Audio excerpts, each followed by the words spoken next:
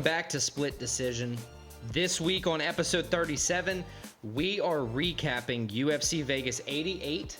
That's the fight night where Marcin Tybura choked Tai Tuivasa unconscious, giving him his fourth consecutive loss.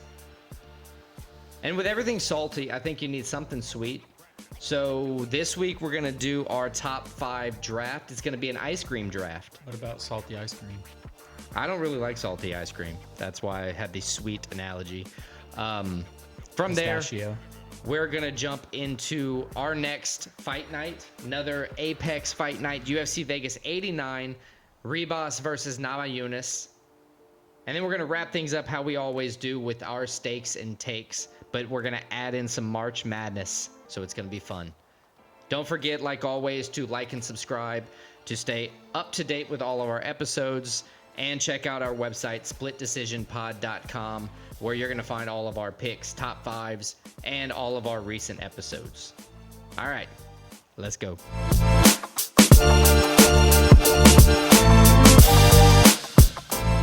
UFC Vegas 88 main card had 3 first-round subs, 2 split decisions, wasn't no contest. Before we get into all those details, Alex, why don't you let us know how the prelims went? It was great. Chad the Monster and Helliger tormented Kerr Lampus Gregorio, delivering monstrous strikes, stalking his prey, and pacing the fight, earning himself the clear unanimous decision victory to start off UFC Vegas 88. Thiago Moises felt disrespected being on a prelim, so he took it out on the legs of the fight stalker Mitch Ramirez, who won't be stalking anyone on that leg anytime soon. And then for another quick finish, Jacqueline Amarim submitted Corey Poppins McKenna, nearly Poppins that arm with a vicious armbar. Mary Poppins. Danny Puma Silva took on Josh Kuya Kulibau in a highly contested fight that went to the judges' scorecards. After much deliberation and a split decision, the Puma has attacked with enough damage and takedowns to earn the win. He tracked Kulibau and stayed on his prey through the fight. The pastor, Jafel Filho, came to spread his word against the Jamaican sensation Ode Osborne. Filho used the power of prayer to take the fight to the ground early, keeping it there, locking in the rear naked choke to earn himself a quick finish victory. Former runner Chelsea Chandler rebounded well from her last outing, landing damaging shots and securing takedowns against Brazilian Josanna Nunez. Controlling the fight from the ground, Chandler was able to stifle Nunez's power. And then to finish our prelims,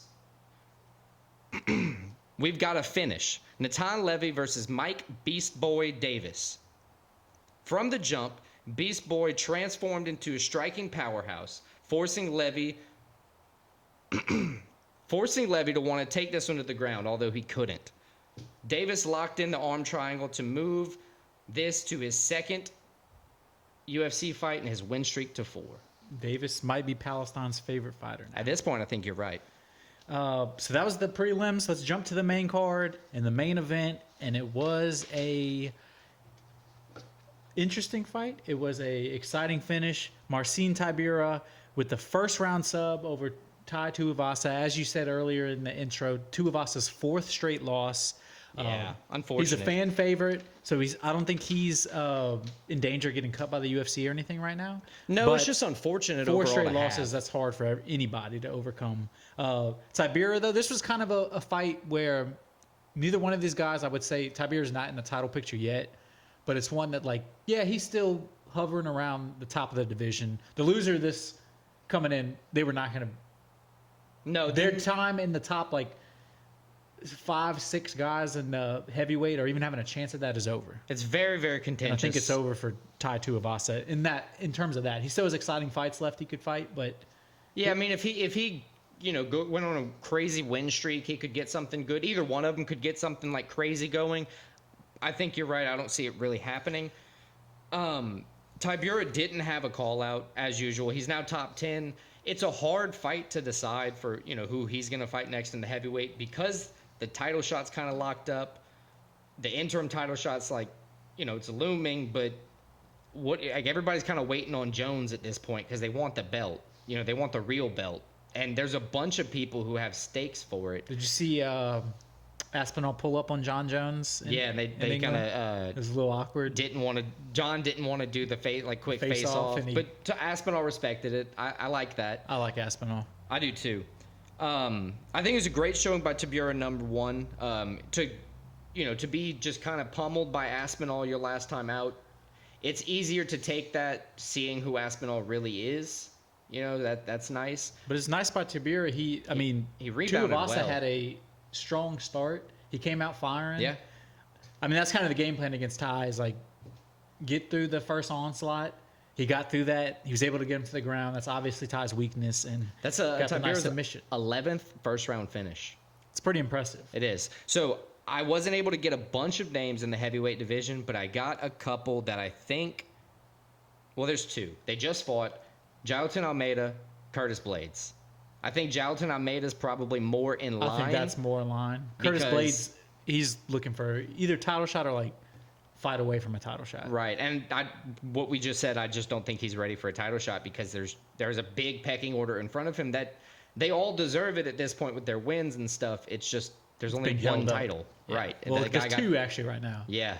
The guy got injured, and then now there's just a waiting list. But I think Jailton Almeida is probably the best choice because it gives somebody in the heavyweight division that can wrestle with Tibura. It'll force Jailton Almeida to strike. I don't know. He fought a wrestler last time and kept doing it. Yeah, you're right. He got knocked out. So we'll see. That would be a good matchup, though. I think that's the best fight to go with. So let's go to the co-main event now, which it's rare that a co-main event that ends in a no contest might end up being the most entertaining part of the night. I was going to say the only reason we're talking about the no contest is because as soon as the fight was over... They tried to really fight. They actually tried to fight. Brian Battle had some choice words. We're not going to, repeat because I don't want to have to get blurred or anything. He pretty much said Lusa was faking it. He could have fought more. And he took the easy way out. Lusa kind of proved that seeing as, as soon as he was called out for being... cheat or lying about the eye poke or lying about the severity of the eye poke, he started acting like, I'm going to kill you right now. It's like, oh, well, why couldn't you have done that like 20 seconds prior? Yeah, it's unfortunate the fight ends like that, but very entertaining. Yeah, as we said, the end of it after the fight. I think the only thing that makes sense is get these two guys back in the cage again. Right, I didn't put anything else other than run it back. I think the quote from Lusa after the fight was, "I'll fucking kill you." The Brian Battle. So that's the one allotted PG-13 F-bomb, and there it is. It's gone. But yeah, moving on to the next one. You're right. That is exactly what he said. Ovince St. Preux, OSP versus Kennedy Chekwukwu. And Kennedy probably Man, I'm sorry again. I try my best on that one every single time. Kennedy probably had the most disappointing performance of the main card. Plus 600 odds to OSP at closing. Huge upset, split decision win. I mean, you're fighting a 40-year-old dude. And he couldn't get it done. But listen, OSP has the most UFC fights at light heavyweight, 25. He's a vet. That's crazy. And he forced Chekwukwu to think. The round one, obviously, I think went to OSP. Round two, that the dropping with the uppercut, I think is what gave him the one judge on the scorecard. And then, like, the limited crowd hype. You get the judges that you can kind of hear. They all had different scores for each round. They did. Which was crazy. Yeah. That's what makes me think that the judges are kind of being affected by the commentators in a way. Like, the one shot in the second round, not one shot, but the great shot in the second round from OSP that dropped Kennedy, you got a big reaction from the commentators, from Bisping and Reyes. But I mean, that's like saying that the crowd could do the same thing to him. Well, I think that does play a factor, but in this case, the one judge kind of played more of a factor than the other, and it kind of showed on all the scorecards. They were crazy all over the place. I think it was a poorer showing than expected from Chekwukwu because we were expecting a big finish. He was like minus 1,200 odds. It was nuts. But regardless, OSP, an impressive win. I mean, it was kind of like... Tough fight. Nobody said it. Still a tough But everybody fight. said if he lost this fight, especially like a lot of people thought Chekwukwu was going to come and knock him out. Like maybe you call it quits. You're 40 years old. But no, he proved he still has it. He proved he could still be competitive. Maybe not at the top of the division, but definitely like he can handle himself with a lot of these the younger guys. You're right. So I got three options. Dustin Jacoby. That's just one that it's right there, kind of in the rankings with right in his realm. Azamat Mirzakamonov. I'm saying that one poorly as well, but I'm trying. That would give him a good, test with the wrestling and everything. Or Ion Cutelaba, the Hulk, he lost to Felipe Lins. OSP beat Felipe Lins last time out. So I think this could be a good rebound fight for Cutelaba to show that is he there for light heavyweight, or like what's going on? Is it he on his way out? Because Cutelaba's also faced some weird adversity. Hadn't been that great in the division as well. I like all those fights for him. Again, I don't think he's gonna like move his way up the ladder at 40 years old and get it ranked title shot. But I mean, we got Glover. We got Glover, man. Come on. But Glover was always in the top 10. Believe. But OSP, I mean, those are good options. I'm excited to see him fight again. He kind of proved he still has it. I agree. All right, next up, another split decision. Right. That was the Isaac, the Midwest Choppa versus Christian C-Rod Rodriguez. A rare, each fighter scored a 10-8 round. Yeah, Isaac Dolgarian was very, very strong in the first. It wasn't even Rodriguez's fault necessarily that he got a 10-8. It was the fact that he was just that dominant. He was just rolling all over him. Every time Christian would move, he was just swooping into another position. I think Christian Rodriguez, he's not near at the point to get a 5-round fight, but he's like a perfect 5-round fighter. Yeah, he starts very slow, and then he just gets better and better as the fights go on. He stays super calm through everything. He ended up getting, and I think this is Dolgarian's fault on this end, being that gassed, not being able to walk. Laying on I'm surprised they didn't stop it in the third round with how many strikes at one point he was taking to the just limp bodied damn near. It could have easily been stopped. It was good, but that's what me and you said about Christian Rodriguez. He doesn't stop working. I think he needs to change his nickname. That is the third person he took their undefeated record from. He took Cameron Simons, he took Raul Rosas, and he took Isaac Dolgarian. Those gotta go. That's a good one. Street killer? The street killer, something. I like it. I think that's probably what he needs to do. Keep going for that. Focus on the younger guys right now, because I think you're right. He's not quite ready for a 5-round, but I think he's here to stay in the UFC. I love watching him fight. He's never gives up. He called out Nathaniel Wood. Not really a call out. He mentioned him in the post-fight interview. He said he thinks it would be interesting because their styles are similar. I agree. At this point, I trust his call-outs because I think he's going to force an interesting fight no matter what he does. He's been the underdog, and he's proven that he can do it, time and time again at this point in the UFC. I think that maybe Andre Touchy-Feely. A little touchy-feely. Pat Sabatini.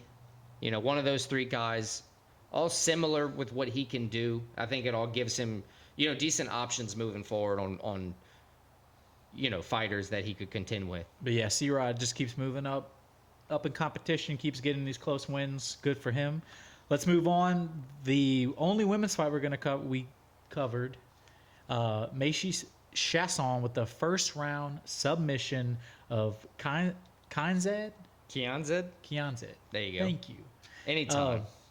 Chasson, Louisiana native. Impressive win for her. I think we kind of called it coming into this, that she had the superior ground game in this. Yeah, this was the rematch from 2018 in The Ultimate Fighter. Macy Chasson went on to win season 28 of The Ultimate Fighter. The one that nobody watched. Right. Unfortunate for her. But she won the females division for it. It was a great showing from her. It was really a repeat of the same fight. Yeah, same thing happened. Same rear naked choke. Same women, same result. I think it's a showing that either Chasson got better and proved that she's real on the ground and, she actually kind of got it, or it proved that Kianzad hasn't improved at all on the ground and didn't realize that this is the same girl she fought 5 years ago. I think it's probably easier said than done. Kianzad probably improved, but Chasson was better before, and she kept improving as well, so... Just overall an impressive performance from Chasson, though. Yeah, it was quick. If you want... Chasson's taken some L's in the UFC. She hasn't had a perfect outing. If you're not going to be perfect, you want finishes like this. Get a quick finish. At least stand the reason to fight again soon. Keep stacking some dubs up. Right. Get some money behind you. And, maybe put a streak together that puts you in, top 10 fights, top 5 fights, maybe eventually a title shot, if you can get some confidence and momentum behind you. I agree. Let's move on to the last fight we're going to cover. It was the first fight of the main card. Gerald Meerschaert, another first round sub, the third one of the main card. And another one we called. Another one we called. I mean, this fight, honestly, played out exactly how you thought it would on paper. Yeah. The guy with 27 submission victories. Got a submission victory. Got a quick sub. And I say quick because he did work, but he did efficient work. It was an early second round submission. It landed him his 28th submission victory, professional. That's now 3 out of 4 losses for Bam Barberena by sub. So I think So at this point, it's a guy the whose nickname, weakness is that versus the guy who's literally one of the best ever in the UFC at submitting people. I think at this point, the Bam Bam nickname's kind of cursed. 7 losses. Yeah, both Bam Bams 0-2 on the card. That's tough. Yikes. One to open, one to close the main card. But yeah, like you said, this was difference of styles, grapple versus striker. And it played out exactly how you could have. Exactly. But But how it was on paper, it played out like that. true G style from Bam Bam Barberena. He refused to tap. He decided to go unconscious instead. So, props to him. I would never do that. I would probably, as soon as you get under my chin, I'd panic and just flail tap. So shout out to him going out, but also big shout out to GM3 Gerald Meerschaert. Keep going at it. 28 sub victories.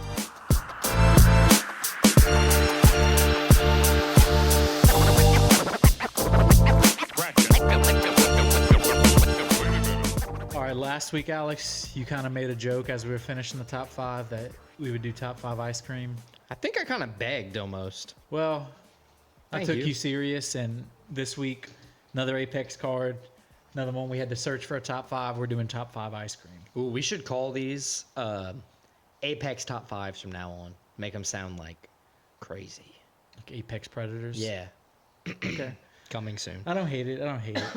So I believe I have the first pick this week. No, actually, I do. I lied to you this whole time. No, you don't. Dang. Okay, you were right. Yeah. I tried to lie to you just now. It didn't work. So I have the first pick. I'm going to kick it off. My first pick is actually going to be my guest pick as well. This is a Clara one. This is a Clara pick.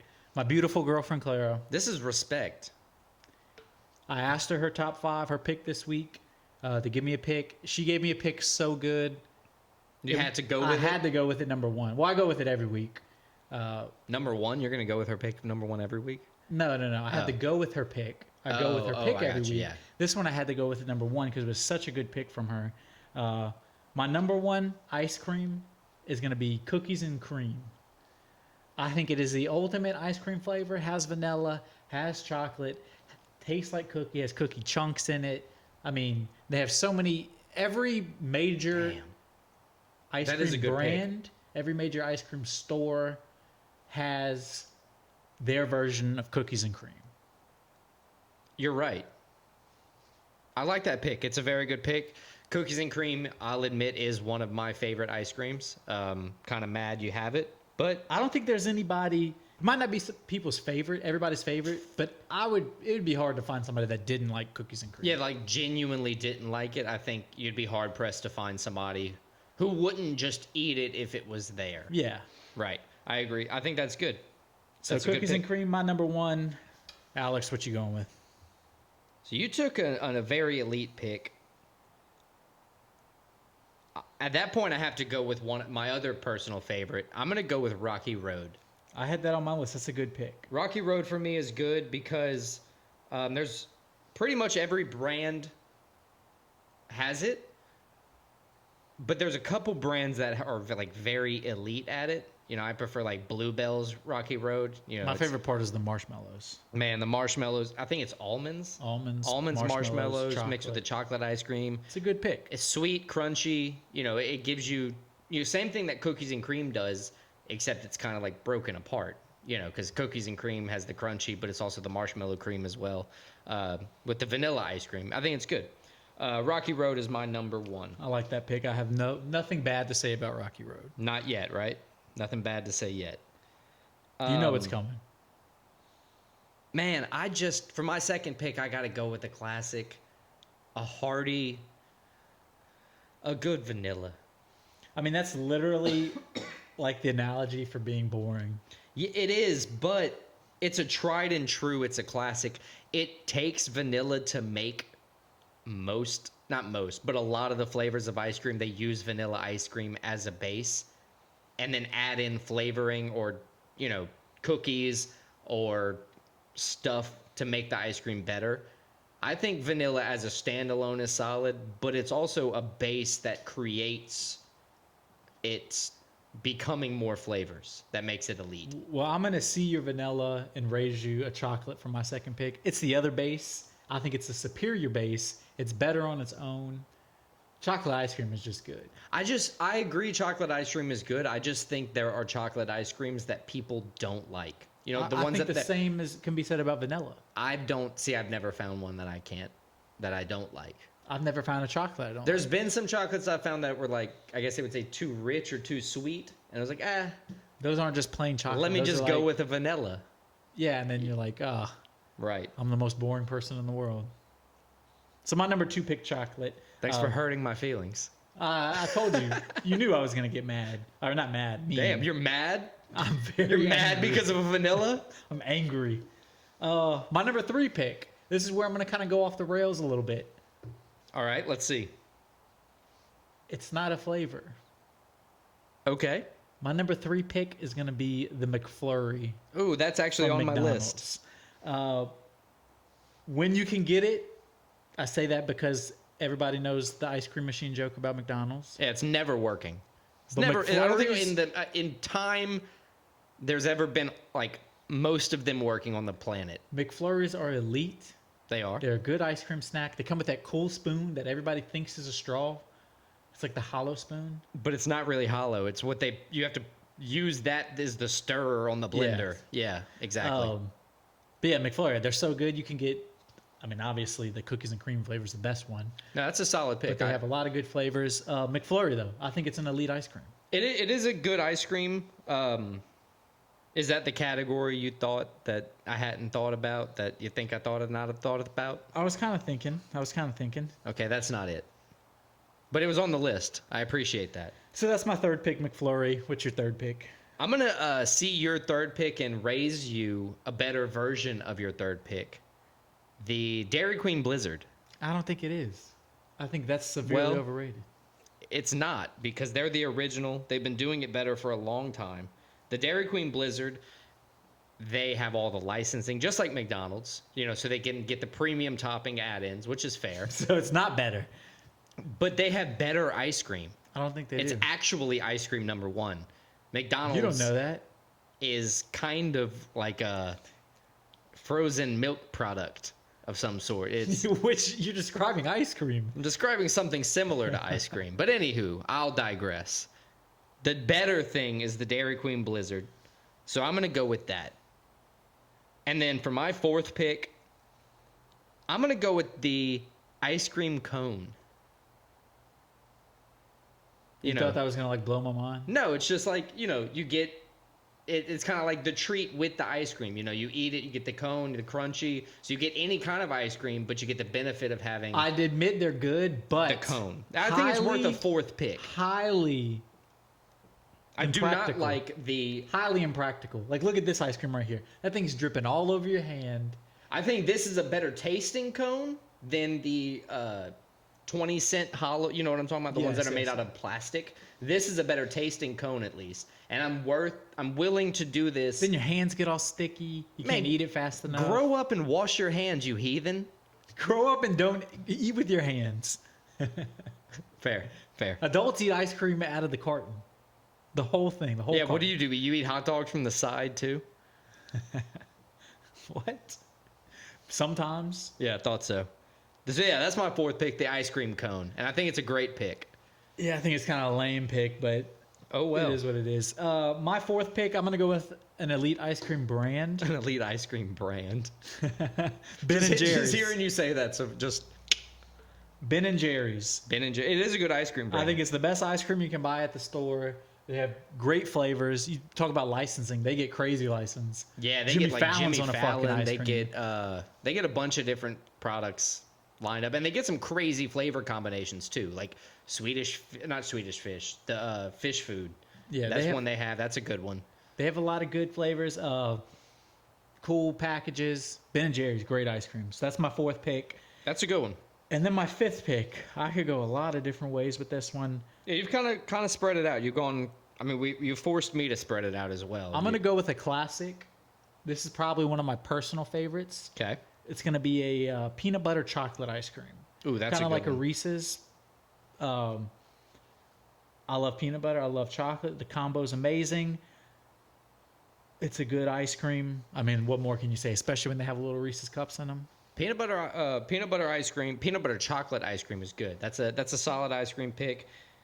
I think it deserves a number 5 slot because while it's good, it's probably it's hard to find.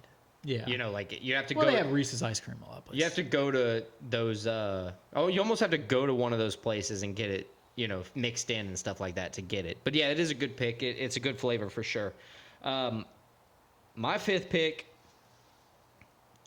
Man, I'm torn. I don't know if I want to finish it up with a brand or finish it up with, you know, the tried and true, you know, not winner, but just a tried and true classic. I think because I don't have a brand, I'm going to go with a brand. Baskin Robbins. It's a good pick. You know, they got the 31 flavors. They got more than 31 flavors now, but they have like the 31 signature flavors. They actually don't. If you go to the store, they switch them out. Or they only have 31 running at a time or something like that. Yeah, but they've made more than 31. Yes. And they do a good job with a good amount. They have a great cookies and cream ice cream. They do have a great cookies and cream. So I think Baskin Robbins is good. They're one of the, you know, few brands that I think have like kind of outlasted the ice cream store. Right. They still have ice cream storefronts where like the Bluebells don't anymore. We still have a Borden's around here, but that's super rare. Yeah. No other places are like the Marble Slabs where they're not like big brands. This is one that still has those storefronts and, you know, they're kind of associated with both. I love the clown upside down cone clowns they have. Have you ever seen those? Yes. Those are cool. I like those. I've never seen them. Go to any Baskin Robbins, they always have them in the freezer. Oh, actually no, yeah, I do know what you're talking about. Yeah, they're cones upside down and look like clowns. So, what do you have on your honorable mentions? Just give me like 4 honorable mentions that you have. Snickers ice cream. Okay, I thought of putting branded ice cream, but I didn't want to just suffocate it with branded things. Birthday cake ice cream. Yeah, it's like a good one. Like the cupcake or whatever it's called. They all have okay, yeah, like the sprinkles and all that stuff. Yeah. Okay. Moose Tracks. I didn't know what it was, but it sounded good. I've had those before. Yeah.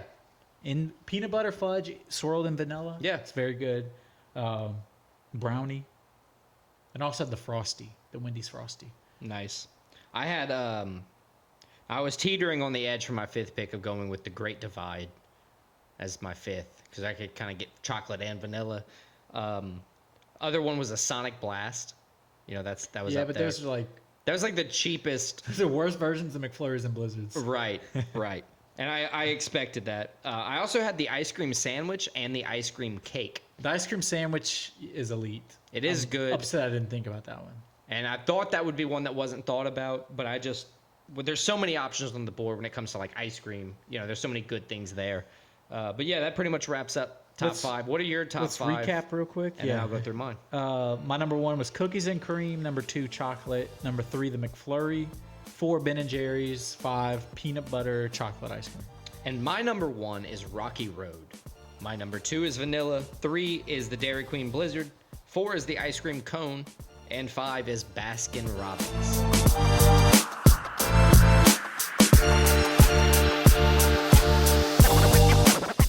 Another week, another Vegas Apex card, UFC Vegas 89, 6-fight main card. Alex, I'm in my groove and I'm not ready for a day off. I'm liking the Apex more and more. I know people don't like it. I'm in. I mean, as we say every week, I like it, the fact that we have cards every week, but man, we need some crowds. I agree. But unfortunately, it's not like I would be going to the UFC fight anyway now. Yeah, but the crowd gives you something even through the TV. It does. It does. But let's start off with the main card opener. Fernando Padilla, the Mexican, taking on another Mexican, Luis Pajado. Pajado making his UFC debut. He's 8-1 fighter, 7 knockouts, 7 out of his 8 wins. Taking on Padilla, who's 1-1 in the UFC, 15-5 overall. Padilla coming off of a decision loss in his last fight in September as well. Yep. He's Padilla's 1-1 in the UFC. He's got a 1 KO win, 1 decision loss, like you said. His last fight was against Kyle Nelson, which was that decision loss. So Padilla, as we said, Pajado, 7 out of his 8 wins are KOs. Padilla never been finished. So it's going to be interesting to see how that lines up. Because as we know, when you make the jump to the UFC, the finishes, especially knockouts, don't always translate. They don't. So those 7 KOs, he could be just that guy that, his 9th fight, he shows up in the UFC and he's just doing what he did. Or he could be like most of the other guys where it's going to take a little bit of an adjustment. Right. And we're going to see if that power can translate. Padilla, on the other hand, he has a pretty decent reach advantage, but he's just one of those guys with those long arms. He's not in the UFC. He does have the KO win and the decision loss, but we don't have a big sample size to see if that reach is translating. I think Luis Pajado is actually going to have what it takes to get the upset here. I think he is the real deal, and while I don't think he's going to translate immediately into knockouts and immediate finish victories, I think he's going to be busy enough to at least win the fight, on the scorecards. I actually agree with you. I think he comes in, makes his UFC debut with a nice win. I think he might be able to finish Padilla for the first time too. And I mean, I would like to see a finish 100%. I just think with that reach advantage, Padilla is going to be able to keep him at range, and it's going to be more Padilla being on the defensive for most of the fight, with Pajado moving forward, trying to get in the guard of Padilla's long reach. But anyway, I digress. Let's move on to the next fight. Billy Quarantino taking on the Moroccan Devil, Youssef Zalal. Making his way back to the UFC after Second debut. He had 7 fights, went 3 wins, 3 losses, and no contest. Yeah, like I normally look at the whole thing, and this one I almost just looked at the top 2 fights or 3 fights. He lost his last 3. I look like a dumbass. He lost his last 3 UFC fights. He lost 3 out of his last 4, the other one being the no contest. Got cut. Went 3-0 after that.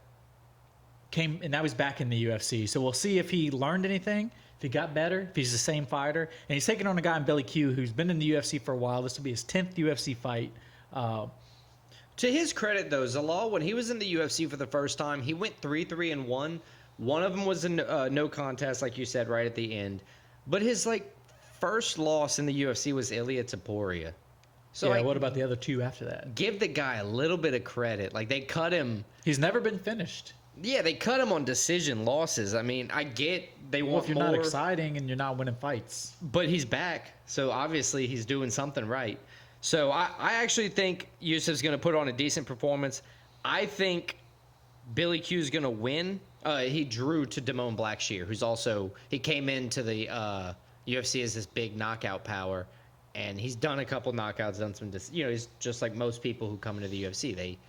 The little huge bits of this, highlight, a little bit of that. Right, exactly. The huge highlight stuff stays, but it's not every single fight because there's levels. It's different.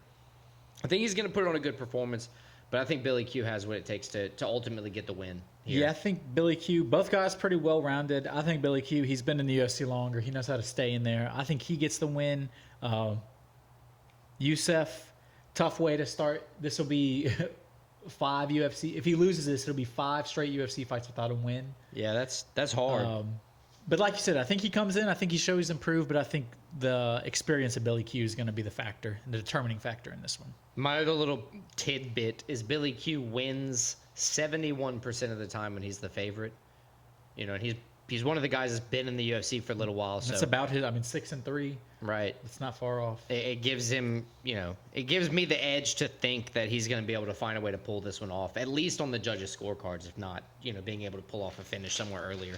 All right, let's move on to the next fight. It's an undefeated Peyton Talbot, 1-0 in the UFC, taking on a guy who just lost his first fight of his career, and Cameron Simon, who's 9-1, 3-1 in the UFC.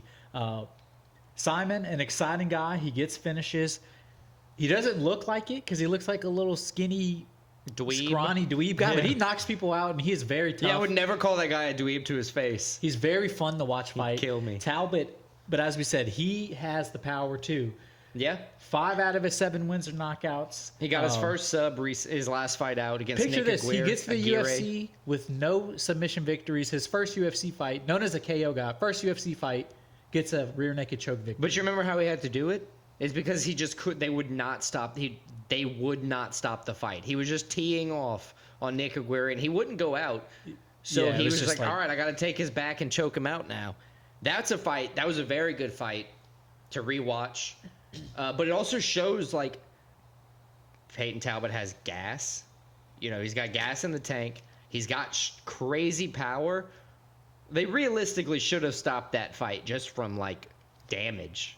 And one thing that's crazy about this, both guys, Talbot only 25, Simon only 23.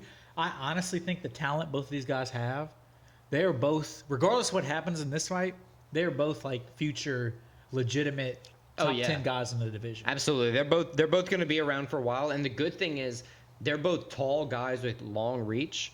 So once they're done in this division, once they're done at bantamweight, they can move up to featherweight. They can move up. They can and move up still to be lightweight with and guys their still size. compete at a bigger weight class and translate that power over if they decide. If not, they can just continue to cut weight and be these tall, big guys that are hard to beat in the bantamweight division. So we're talking great about both these guys. What do you think happens in the fight? Honestly, I think Peyton Talbot's power is going to continue to translate. He's shown that his power is translating in the UFC. He also showed that he knows a couple submissions when he has to, even though he doesn't, that's never what he's been going for. I think Cameron Simon, even though he's coming off a loss to Christian Rodriguez,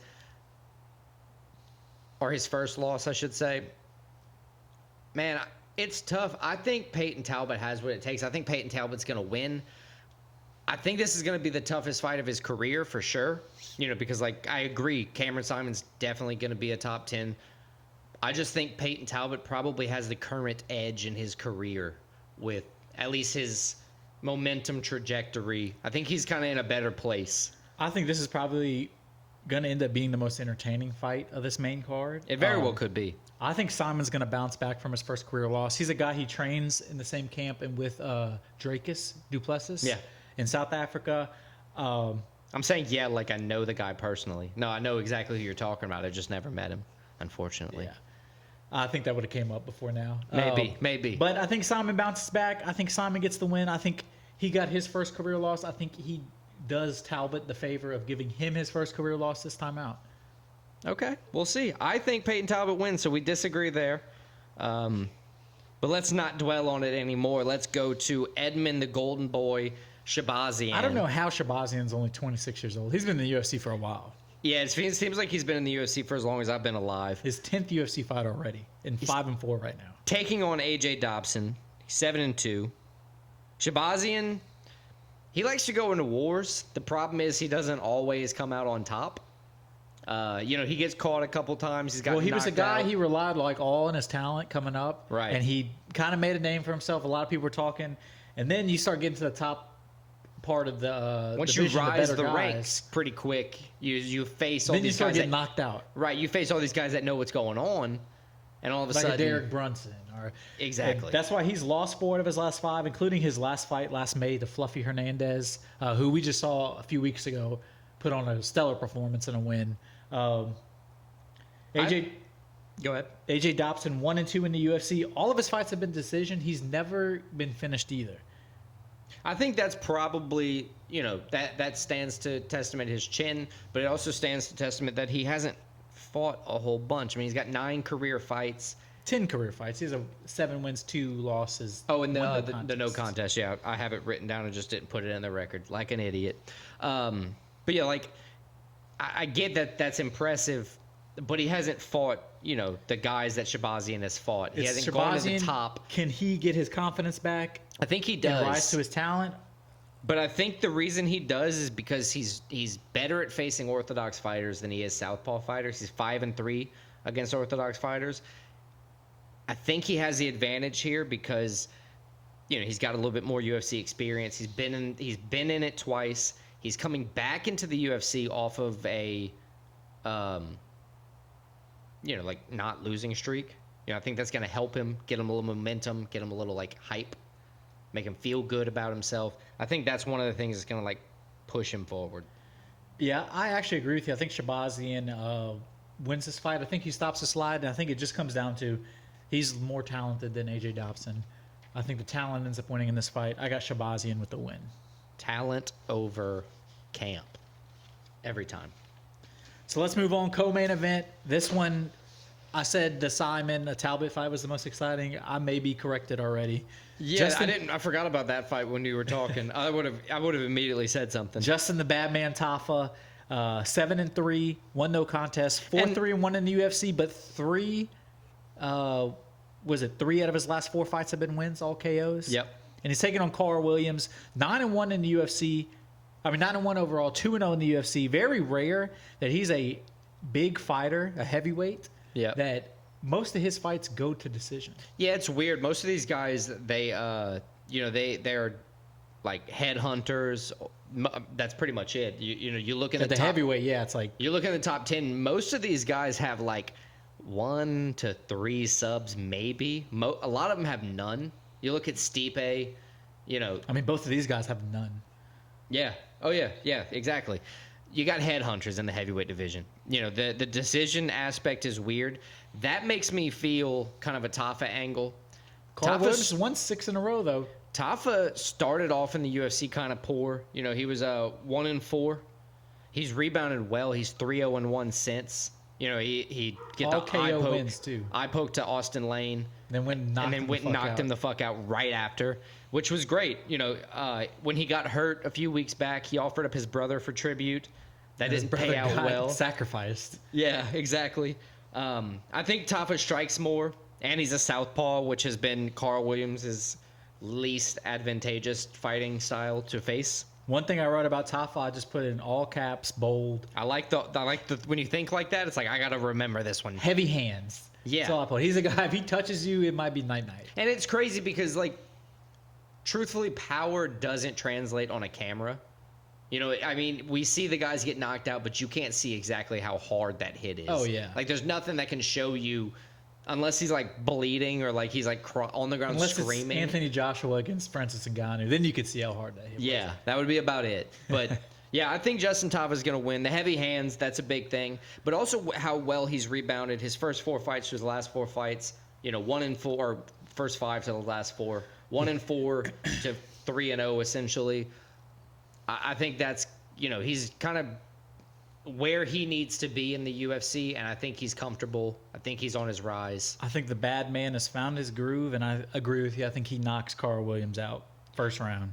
And to correct you again, this girl right here, Amanda Ribas, and this girl right here, Thug Rose, could very well be a more interesting fight than Peyton Talbot, Cameron Simon. I beg to differ. They could be. I'm just saying, she gets into wars. She's been in wars. She's also been. Have you watched Rose's last 2 fights? Yes, they were damn near atrocities. It just depends what Rose shows up today. This is the main event, by the way. If true Thug Rose shows up, this could be a better one. This is why the main event is this. It's all about her headspace. Yep. Thug Rose, surprisingly, 11-6 in the UFC.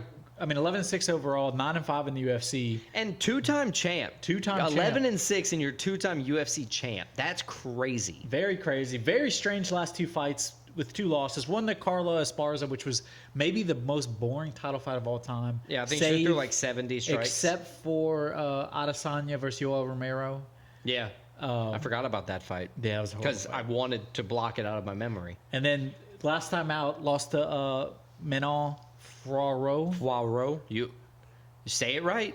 I'm not helping you. I'm not helping you. Say it again. Who's in the main event next week. I know exactly who to tag in this one. Who's in the main event next week. Say it. How's Rose gonna Say it. How's Rose gonna rebound after 2 straight fights? How's her headspace right now? She's already a person that, she's in her head a lot. I think she would even say that. Yeah, she would definitely say that. How's she gonna respond? And she's taking on Amanda Ribas, who, as you said, she gets in wars. She's a girl that does not quit. She's 7-3 in the UFC, 12-4 overall. And she's so happy. So happy. She's a very likable girl. Her last fight was also a loss. She's coming in off of. I'm sorry. Her last fight was a win. Yeah. 3rd round TKO. One interesting thing, Amanda Ribas, her last 7 fights, alternating win-loss, which means She's kind of due. she might be due for a loss. Okay. I can see that. Is she going to have 3 losses in a row? I can't see that. I don't know. This is a fight. I'm leaning Thug Rose, but honestly, if this turned out to be the most exciting fight or the most boring fight, I'm not going to be surprised. I agree. I think, like you said, Rose's last 2 fights, she's lost. The last one was the first one that she lost was the belt to Carla Esparza. That was an abysmal performance by her. But, headspace is a big thing. She clearly wasn't ready to defend the title, mentally. And then the very next fight she fought after a break was in the flyweight division. That was, stepping up from strawweight to flyweight. Fighting Poirot. She's currently the number 3. I think at that point she was like the number 10. I mean, if Poirot wins next week, she's right in line to fight Alexa Grasso. Yeah, she gets a title shot. It's right there. I think being in the new division for Rose is going to help her a lot. Where Ribas has been here for a while, she's kind of comfortable with her power. She's comfortable with the weight.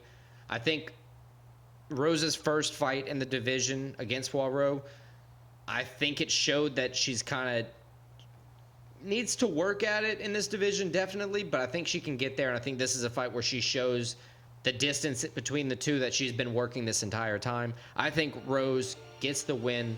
I think Vegas knows because the odds are minus 220, and I'm not trying to count against Vegas this time. This is going to be a good fight, and I think when somebody comes to fight like Ribas, I think Thug Rose is going to wake up, and we're going to see the champ that we've been begging to see.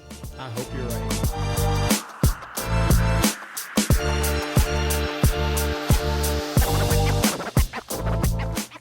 All right, so stakes and takes, we're gonna settle up last week. That one looks good for both of us, which was good for both of us in this result, but picks for me were pretty shitty. 4-5-1 overall. I did 3-2-1 in the UFC. Brian Battle was a no contest. I thought Tai Tuivasa was gonna win. He didn't. You were wrong. Damn. I thought Kennedy Czech Ukwu was going to win. We were wrong. There you go. That's all the UFC losses. But then I also got Christian Rodriguez right. That was an underdog victory, which we're proud of. Macy Chausson, shout out Louisiana, Shreveport. And what was the other one? Oh, Gerald Meerschaert. To open the card. Opening the card with his 28th submission victory. Pretty fire. I'll take those. You only got one wrong. That was Kennedy. That was Kennedy, and I had the no contest with Battle and Lusa. Nice. So 4-1-1 for me in the UFC. When I brought my own picks, I had my whole bird theme. The Pelicans, the Tottenham Hotspur. Got off to a rough start. Man, 1-3 for all my picks. What do you mean got off to a rough start? I stayed on a rough start. The first one I saw was Tottenham down 3-0 to Fulham, and I was like, oh, yeah, it's going to be rough for him. Yeah, it wasn't a fun day. But, I finished it up 4-5-1. How'd you do on your picks? I went 3-1 on my picks. Finished up 7-2, 7 wins, 2 losses, 1 no draw, contest. No contest, whatever you want to call it. Little thing we're not going to count later on. I got PSV Eindhoven over 20 right. I got Nice. Leverkusen over Freiburg right. Yeah. I got PSG over Montpellier right. And then I got loss where Inter Milan drew Napoli.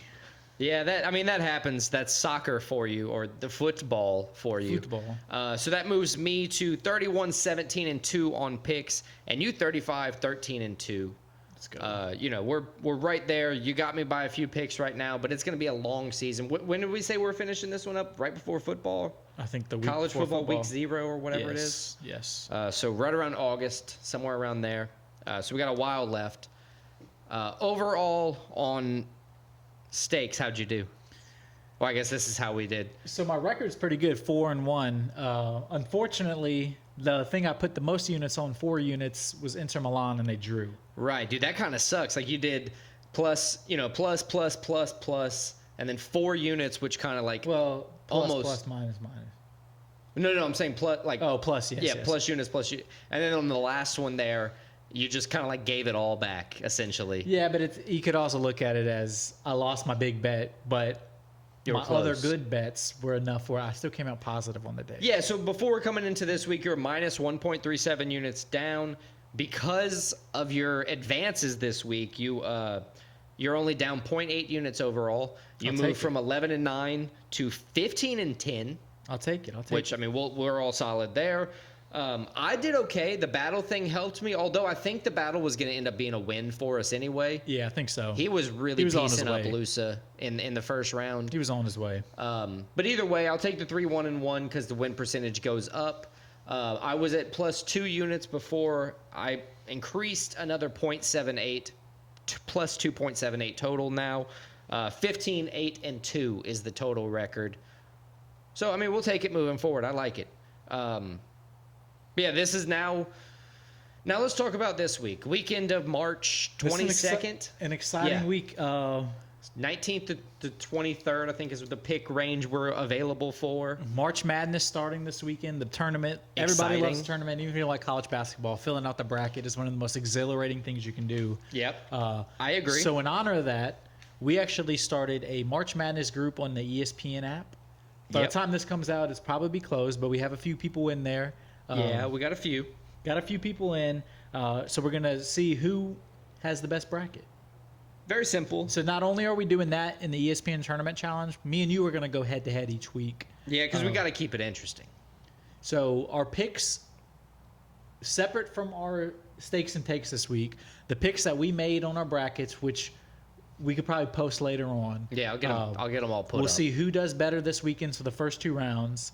And then whoever wins, whoever has a better record in these first 2 rounds, we'll count that as 1 point. one victory that'll go towards the picks. Yeah, there you go. So say I get 15 right, you get 16 right, you win, you get the 1, and I get the loss. Damn, you're giving me 50%. Appreciate it. So we'll see how that goes. That'd actually be pretty bad if we got 50% because our bracket would essentially be ruined. Could be. We'll see how that goes. We're also going to give you our big upsets that we think are going to happen this weekend. So Yep. specifically first round, and we're going to classify upset as any double-digit seed, so 10 and below, 10 to 16. Right. And we're going to give you our Final Four predictions and our national champion prediction. There you go. So Alex, you want to start off with the double-digit seeds you think are going to get wins Thursday and Friday? So I think the fairest way to do this is if we pick the same thing, it kind of cancels. Because it just doesn't benefit either one of us. I only have 3 upsets. I got 6. So I'm saying that because I don't think it's going to I don't think that rule is going to benefit me, but I don't think it helps me either. I think Charleston might beat Alabama. I think Nevada's going to win. I have Nevada over Dayton. And then I think the Ducks are going to upset. Who are they playing again? South Carolina. South I also Carolina. have Oregon over South Carolina. So I think those are my 3. I think I've been watching college basketball a little bit, more this season than any other. With all the picks we've done so far, I've been trying to pick college basketball as much as possible to kind of stay up to date as I can with it. So that means you're not going to get any of these right. The more you're into it, the Probably. less. As I said, I agree with you. Nevada over Dayton, Oregon over South Carolina. I also have New Mexico over Clemson. I have Colorado State over Texas. My big upset, McNeese over Gonzaga. Oof. And then I have JMU James Madison over Wisconsin. Now, all these are the ones you put on your They're on ESPN my bracket, bracket. yes. Okay. I wanted to make sure because if Gonzaga beats McNeese, I have it the other way, obviously. So that's if any of these things, those are going to help me a lot for the points. Before we move forward, what does the ESPN bracket say you're going to get right on the first week of 32 games? I think it's like 22 or 23 wins. Okay, it said about the same for me. It said 23.5. So I just wanted to see. I'll take 0. That means nothing to me. I just want to see how accurate it is. It's very rare that I you actually look at it and like write down the stats about what some predictions say. So I wanted to just look at it. So let's give Final Four and national champion predictions. Why don't you give me your 4 Final Four teams? I'll give you my 4, and then we'll each say our national champion. All right, I got Auburn versus North Carolina and Houston versus Gonzaga. I got UConn taking on Arizona, and then I have Purdue taking on Kentucky. Who do you have winning? I got Purdue, the Boilermakers, getting over the hump, So becoming champs. obviously Purdue would beat Kentucky. UConn would beat Arizona, or Yes. Arizona would beat. Who would be in the final 2? I have Purdue over UConn in the final. Okay, so I have North Carolina over Houston in the final. So that's It's not bad. that's my take on March Madness.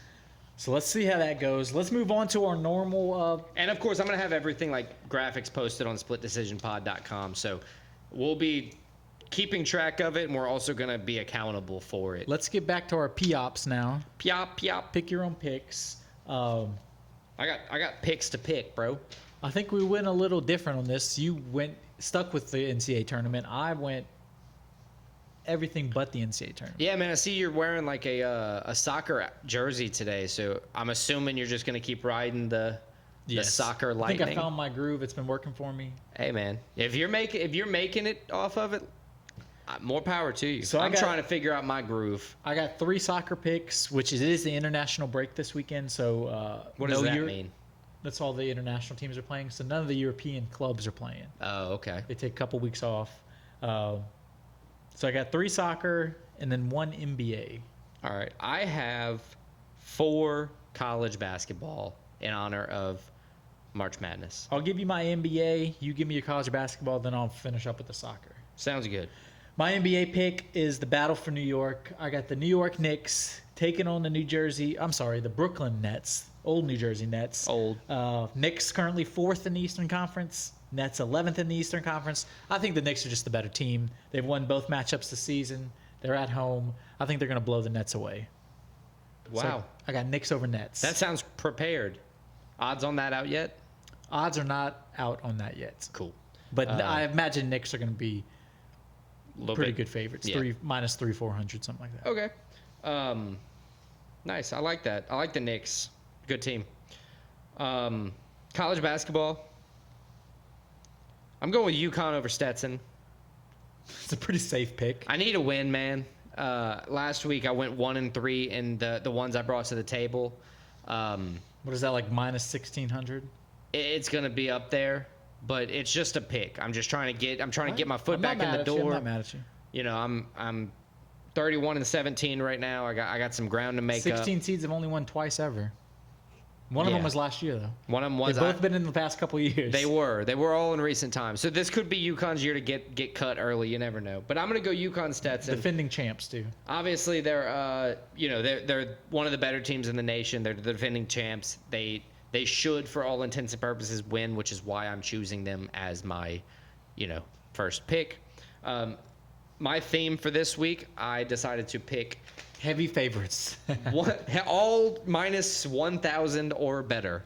No, one from each kind of division or area. Region. East, South, West, and Midwest, because they refused to say North. Don't know why. Regions. So anyway, South, I got Texas A&M over Nebraska. Okay. Texas A&M is 4-1 in their last 5, and those last 5, 4 of them have been high-scoring games, well above their average points. I think they've, kind of been seeing that the tournament's coming up, as all of them have. I think they're gearing up to play the best ball they've been playing. I think they're going to upset. Well, I can't say upset because it's the 8 and 9 thing, but I think it's going to be a good game where Texas A&M is going to win. Going to the West, this is one of my upsets. Nevada over Dayton. Nevada's like that also one. 4-1 in their last 5. They're leading, at least in compared to Dayton, they're leading in points per game, scoring, like total points scored, and rebounds. I think with them being 4-1 in the last 5, they're playing ball well. They're playing ball safe. They're not turning it over consistently. They're going to win. I think they're going to have what it takes to upset Dayton here. Moving over to the Midwest, I'm going with my safest Second safest because obviously I was gonna UConn. say safer than UConn or Stetson. Minus 10,000 No. Gonzaga over McNeese is my pick. I think Gonzaga Ooh, I got McNeese. being a bigger, better basketball program historically, I think they're turning it on for March Madness where it matters most. Also 4-1 in the last 5. They lead Coming off of a McNeese. loss. They lead McNeese in most categories, which, they should. Except for wins. Yeah. There you go. Gonzaga is who I think is going to win. Okay. Boom. So let's see. I'm going to start off MLS. I got one MLS game. What does MLS stand for? Major League Soccer. It's America. Oh, I was gonna be condescending, but never mind. And it's going to be the Portland Timbers hosting Philadelphia Union. Timbers at home, as I said. They're 2 wins, 1 draw, 1 loss in the season. The Union, 0 wins, 3 draws, 0 losses. You're talking to me about safe picks. They're only plus 120. I'm taking the Portland Timbers at home. The last time these two teams played was in 2022, so it's been a while. Philly actually won 2-0. Oh. But I think the Timbers at home. They're tough at home. Then I'm going to go international soccer. That's fun. Not international as in overseas necessarily. International as in countries playing each other. So wait, they're not playing overseas? They are playing overseas. But I digress. Okay. Fair. First game is in Wembley Stadium in London, England. It's the English national team, the Three Lions, taking on the Brazil national team. England comes in. They've won 4. Did you just call them the 3 Lions? Lions. Oh, I was going to say 3 lines of what? England's won 4 of their last 5. Brazil, surprisingly, only has 1 win in their last 5, 0 in their last 4. Damn, if you were to ask me anything about Brazil that I knew, They're I would be able struggling to right tell now. you that they're good at MMA and soccer. I mean, they are. They're just struggling right now. Wait, this and I is think them as they a continue- national team, though, right? The national team. I Okay. think they continue to struggle. I think England in London gets the win. So I got England over Brazil. And then my last pick is going to be reminiscent of World War II, except this time France wins. Uh-oh. I got France hosting Germany. France, they've won 3 out of the last 5. Germany hasn't had a win in the last 3. Germany has won the last matchup against France in September. Of this year? Or Of last year? 2023, yes. It was 2-1 Germany. But this one's in France. I think France is a stronger team. They're gearing up for the Euros coming up. Germany's very good too, but I think France holds their own. I got France over Germany with my pick. So I France think over Germany? France For- over Germany. For local soccer war 3. Correct. That's good. Well, that wraps up the takes. The takes. Now Let's go to move some on steaks. to some medium I don't rare know steaks. if you're hungry, but I'm hungry, so let's have some I steaks. could eat. I think that was the one I've always wanted to do. I could eat. All right. So I can't got- wait for football, so you got to do your football cadences on camera. Oh, yeah. I'll get down. You get under center, and Yeah, you we're be the gonna- center, and I'll get under you. We're going to have one filmed every week. There you go. All right, steaks. I got 2 MMA and 3 soccer. I have 3 MMA, 2 basketball. Okay. Let's College do MMA basketball. first. I'll do my 2 first, and you do you 2. Okay, you two. That's a cool band. It's an alright band. I got Pahalo money line 2 units plus 140. I got Billy Q money line minus 140. And I got Doug Rose Namajunas money line minus 220. And I just checked, the minus 220 is current. I don't know You got 2 units on all those? 2 units. I'm doing 2 units per this week because that messed me up. Or could have messed you up worse. I kind of got nervous this week, so I'm gonna take a So- step back. I'm not doing 2 units everything. I got 1 unit Justin Taffa money line plus 155. Nice. And I got 1 unit Thug Rose money line minus 265. Nice. And then I got my 3 soccer. I got another 1 unit Portland Timbers plus 120. And then I'm going big and You're heavy. gonna do 8 units. I'm going to do 4 units on England money line minus 130, and Nice. then 3 units on France minus 125. I'm banking on England and France this week. You're banking on the countries. The countries. All right, I like it. Okay, well that's cool. That's gonna give us week 6 of the Stakes and Takes season 2. That'll pretty much wrap up What's your other picks? all of your picks is what I was saying. Okay. Sorry. Thought you were trying to close us out No, without I giving was- us some picks. I was going to wrap it up with just mine so you could finish up the whole episode. If that's what you want to do. Let's keep going. All right. But yeah, that's all of Christian's picks for week 6, season 2 of Stakes and Takes. My last 2 picks, I got Nevada money line -120 and Gonzaga money line -260. That's the good thing about college basketball right now is the odds are out for the games for the first weekend. Well, for the first round of the first weekend. Right, first round of the first weekend, which is pretty exciting because you actually kind of get a little glimpse of what you could put out there. But yeah, that's gonna wrap up all of these Stakes and Takes for this week. And I think that about wraps up episode 37, Alex. Heck yeah, So brother! check us out next week, episode 38, What we gonna be looking at? recapping UFC Vegas 89. Surprise draft because no more hints. What?